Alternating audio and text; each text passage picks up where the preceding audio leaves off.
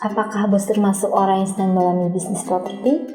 Apakah bos sedang mencari tahu tentang bisnis properti?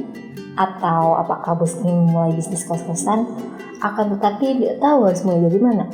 Tentunya sebagai pemula pasti ada banyak muncul pertanyaan-pertanyaan yang terkadang sangat sulit untuk dicari, bukan? Memang bisnis kos-kosan cukup menggiurkan dan menjanjikan.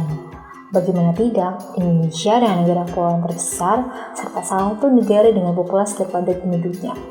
Menurut idntimes.com, Indonesia merupakan negara terpadat keempat di dunia dengan populasi saat ini 270 juta orang dan kepadatan populasi 149 per kilometer persegi.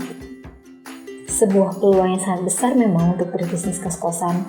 Sangat banyak orang-orang yang butuh tempat tinggal, tapi lahannya sudah mulai terbatas dan dana yang tidak kalah terbatas juga. Mulai dari pasangan muda yang berkeluarga, perantau yang ingin bekerja, atau menimba ilmu, ataupun pengusaha yang berbisnis di luar daerah. Tentulah berbisnis kos-kosan merupakan salah satu solusi yang cukup banyak dicari oleh para perantau dan pasangan muda. Memang saat ini sudah banyak sekali pihak-pihak atau pengusaha yang sudah dapat merasakan gurihnya berbisnis kos-kosan. Kali gurih. Kawasan yang berada di dekat kampus atau gedung perkantoran biasanya jadi favorit tuh karena lokasinya strategis. Namun untuk membangun kos-kosan ada beberapa hal yang perlu diperhatikan agar berkembang dengan baik, termasuk memperhitungkan keuntungan dan resiko yang akan dihadapi di masa mendatang. Karena berbisnis kos-kosan memang tidaklah sesulit bisnis-bisnis lainnya. Namun mungkin pada awalnya sebagai pemula agak sedikit mengalami kesulitan, akan tetapi hal ini adalah sebuah pelajaran. Jika memang bos benar-benar tertarik untuk berbisnis kos-kosan, bos akan terus mempelajarinya sampai benar-benar menguasainya. By the way, buat bos yang mau cari kos-kosan atau bikin kos-kosan, bisa hubungi SketchUp Property ya. Di Purwokerto itu banyak kampus-kampus besar loh. Industri juga mulai berkembang. Oke, jangan lupa hubungi kami. Nah, di video kali ini akan sedikit memberikan informasi terkait kiat sukses berbisnis kos-kosan. Apa aja sih ya? Yuk disimak. Hal pertama yang harus dipertimbangkan dalam membangun bisnis kos-kosan adalah lokasi. Pastikan lokasi kos-kosan strategis dan mudah diakses berbagai transportasi umum. Bos bisa memilih lokasi yang dekat dengan area kampus atau perkantoran atau industri. Akan lebih baik jika lokasi kampus atau perkantoran itu dapat dicapai dengan berjalan kaki. Sebab hal itu bisa membuat penghuni jadi bisa menghemat pengeluaran bulanan dengan tidak mengeluarkan biaya transportasi setiap harinya. Yang kedua, ruangan yang bersih, aman, dan nyaman. Untuk membuat penghuni berada di kos-kosan, pastikan bos menyediakan ruangan yang bersih, aman, dan nyaman. Misalnya dengan memberikan pencahayaan dan sirkulasi udara yang memadai di setiap kamar.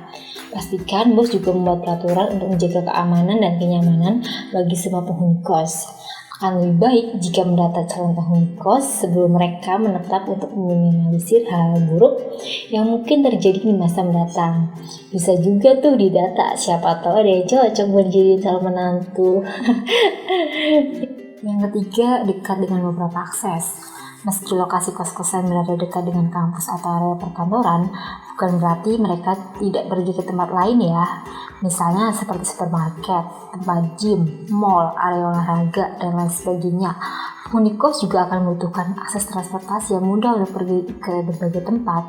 Untuk itu, lokasi kos-kosan yang dekat dengan stasiun, terminal, dan bandara cenderung lebih diminati. Terus jangan lupa lengkapi dengan fasilitas tambahan. Tak hanya fasilitas yang ada di kamar kos, bos juga bisa memberikan fasilitas tambahan agar penghuni kos betah. Misalnya dengan menyediakan wifi gratis, laundry, catering, dan lain sebagainya.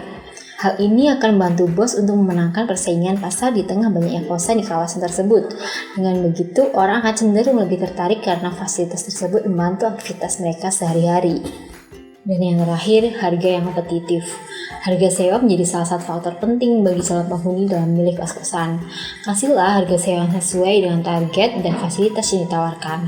Misalnya nih, kamar kos dengan fasilitas AC dihargai sebesar 1,5 juta, sementara kamar kos tanpa AC dikenakan 800.000. Dengan begitu, lebih banyak orang yang bisa menjangkau kos-kosan karena terdapat beragam pilihan harga. Bos bisa menentukan harga dengan melakukan survei kecil-kecilan terlebih dahulu sebelum memulai bisnis kos-kosan. Nah, itulah beberapa hal yang perlu diperhatikan sebelum membangun bisnis kos-kosan agar bisa berjalan dengan baik. Sesuaikan anggaran yang bos punya dengan jumlah kamar dan fasilitas yang tersedia di dalam kos-kosan yang akan bos bangun. Pastikan juga bos menggunakan material bangunan yang berkualitas agar bisa bertahan lama dan tak perlu sering melakukan renovasi. Semoga bermanfaat dan selamat berbisnis kos-kosan. Semoga sukses.